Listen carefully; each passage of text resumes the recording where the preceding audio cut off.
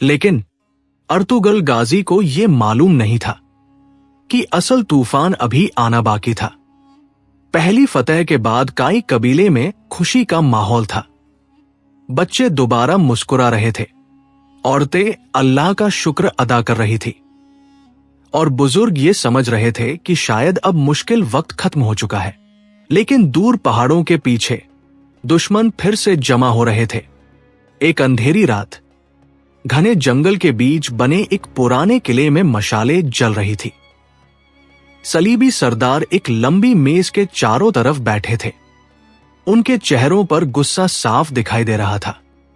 उनका सबसे बड़ा सरदार धीरे से उठा और मेज पर अपनी तलवार मारते हुए बोला, अर्तुगर्ल ने हमारी हार नहीं की, उसने हमें चुनौती दी है। पूरा कमरा खामोश हो गया। फिर उसने गुस्से से कहा, अगर आज उसे नहीं रोका गया तो कल पूरा अनातोलिया उसके कदमों में होगा। उसी वक्त एक नकाबपोश आदमी अंधेरे से बाहर आया। उसका चेहरा दिखाई नहीं दे रहा था, लेकिन उसकी आवाज बहुत ठंडी थी। उसने कहा, काई कबीले को बाहर से नहीं, अंदर से तोड़ो। ये सुनते ही सबकी नजरें उसकी तरफ मुड़ गई। उन्हें नहीं मालूम था कि काई कबीले के अंदर एक ऐसा इंसान मौजूद है जो लालच में आकर अपने ही लोगों से गद्दारी करने वाला था। दूसरी तरफ अर्तुगल अपने कबीले के साथ नई जमीन की तरफ बढ़ रहा था। सफर लंबा था, ठंडी हवाएं चल रही थी, घोड़े धीरे धीरे आगे बढ़ रहे थे, लेकिन अर्तुगल के चेहरे पर सुकून नहीं था। उसे ऐसा महसूस हो रहा था जैसे कोई बड़ा खतरा उनका पीछा कर रहा हो। रात के वक्त जब पूरा कबीला सो चुका था, अर्तुगल अकेला आग के पास बैठा आसमान को देख रहा था। ठंडी हवा उसके चेहरे से टकरा रही थी। आग की लपटें उसकी आंखों में चमक रही थी। तभी दूर जंगल में घोड़े की आवाज सुनाई दी। तुर्गत तुरंत अपनी कुल्हाड़ी उठाकर खड़ा हो गया।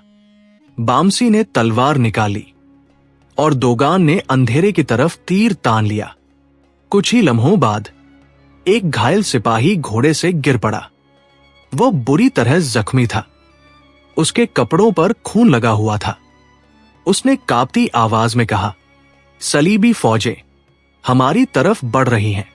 पूरा कबीला बेचैन हो गया, लेकिन असली डर अभी बाकी था।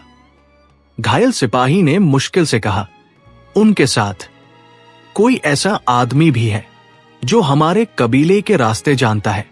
यह सुनते ही अर्तुगल की आंखें बदल गई। उसे समझ आ चुका था कि दुश्मन अब पहले से ज्यादा खतरनाक हो चुका है। अगली सुबह काई कबीले में सन्नाटा था। हर आदमी एक दूसरे को शक की नजर से देख रहा था। कौन गद्दार है, ये कोई नहीं जानता था। अर्तुगल धीरे धीरे कबीले के बीच चल रहा था। उसकी नजर हर चेहरे पर थी। उसे पता था कि दुश्मन की तलवार से ज्यादा खतरनाक अपने लोगों की गद्दारी होती है। उसी दिन अर्तुगर्ल ने अपने सबसे भरोसेमंद साथियों को बुलाया। तुर्गत, बामसी और दोगान उसके सामने खड़े थे। अर्तुगर्ल ने धीमी लेकिन मजबूत आवाज में कहा, अब यह सिर्फ जमीन की जंग नहीं रही, ये हमारे वजूद की जंग है। सबकी आंखों में आग उतर आई। फिर अर्तुगर्ल ने कहा, अगर कबीले के अंदर गद्दार मौजूद है तो वो खुद सामने आएगा। रात होते ही काई कबीले के बाहर पहरा बढ़ा दिया गया। मशालें जल रही थी। घोड़े बेचैन खड़े थे और उसी अंधेरी रात में एक नकाबपोश आदमी चुपके से कबीले से बाहर निकला। वो तेजी से जंगल की तरफ बढ़ रहा था, लेकिन उसे यह मालूम नहीं था कि कोई उसका पीछा कर रहा है। दूर अंधेरे में अर्तुगर्ल घोड़े पर सवार खड़ा था। उसकी आंखें गुस्से से भरी हुई थी। धीरे धीरे उसने अपनी तलवार निकाली और फिर वो नकाबपोश आदमी अचानक रुक गया, क्योंकि उसके पीछे से एक भारी आवाज आई, गद्दारी की सजा सिर्फ मौत होती है।